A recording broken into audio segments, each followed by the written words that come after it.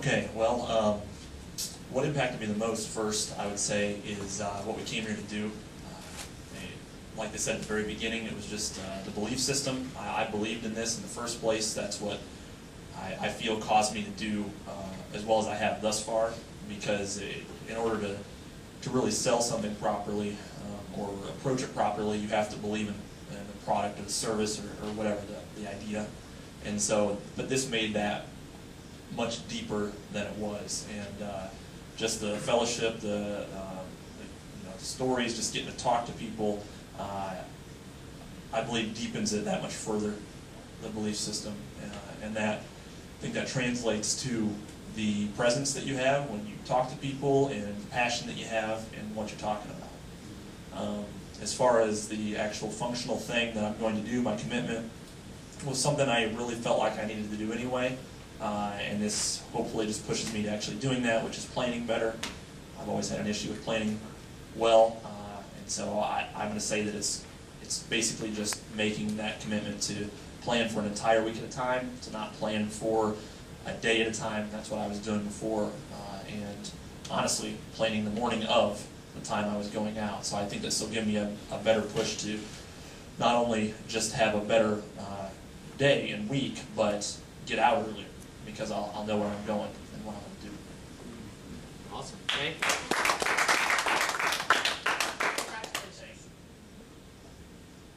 Chad, we really appreciate your being here.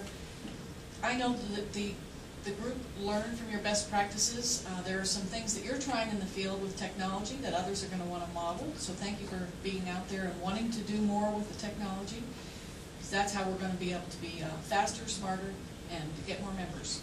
Appreciate that. Congratulations. Thank you, Ken.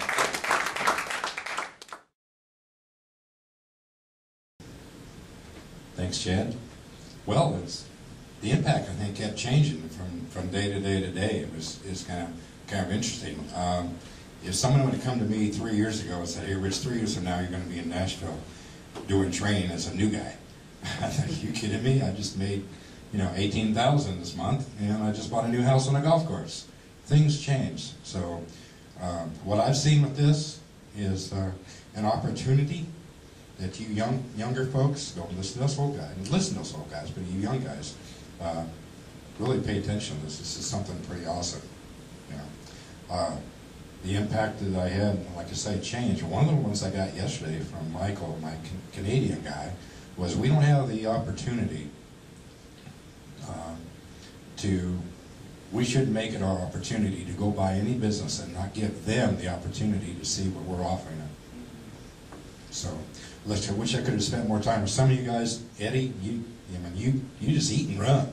So I didn't get to see you very much. I got to spend some time with Bob and Tom together, because we were in that study group one night.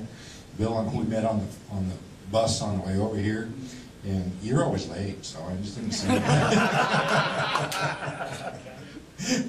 And I really like getting to know Liz, and then these three guys, we just got to spend a lot of time together here, so it's been great. My commitment is to do the 10 presentations a day. I live in an area where I grew up, pretty much, been my whole life, so I'm not going to be walking through a lot of strange doors, and it's just a down-home, good old boy territory. So it sounds like a tall order, but I don't think it's going to be as tough as I thought it was going to be at first. The reason I haven't been doing 10 is my own stinking thinking, and this week has been great to overcome that.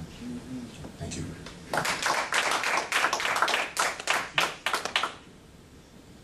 Okay, Rich, I would say just in being involved with you and just our small group activities and things like that, you more or less hit on it.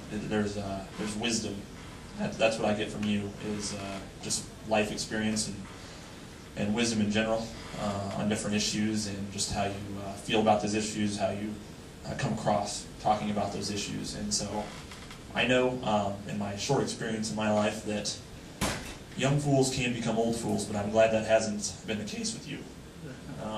So thank you very much for what you've shown me this week, and I'm sure most of us.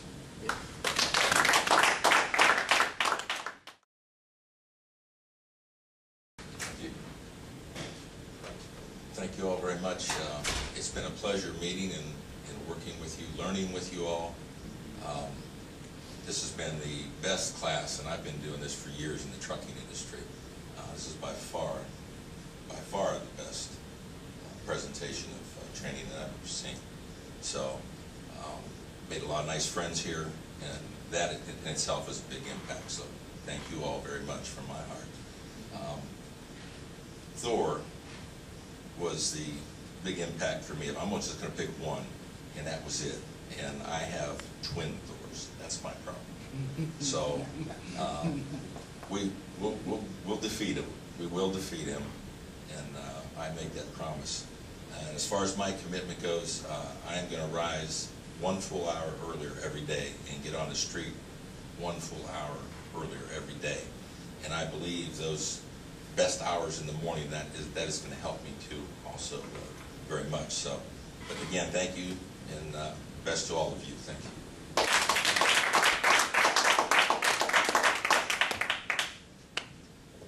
Okay, for Mike, I think this is rather obvious, so I hate to bring it up, but you can't look at the guy and not smile. He's constantly smiling. In our group, it was just very lighthearted. Even though we're talking about serious issues, very lighthearted. Just he makes you feel good. And we're talking about presence and controlling a situation. And I think that he inherently has that ability to make people not happy necessarily, not to make people happy, but make people feel comfortable, I guess. And so I think that just to contrast it to me to what I do, I think that people are naturally, I'm a little more, I don't know, something about the way I hold myself, I'm a little more just serious, and I think that can be a negative thing sometimes. But Mike has that ability to just bring a lightheartedness to a group and a situation. I think that is very important in what we do. So thanks, Mike, for that for us.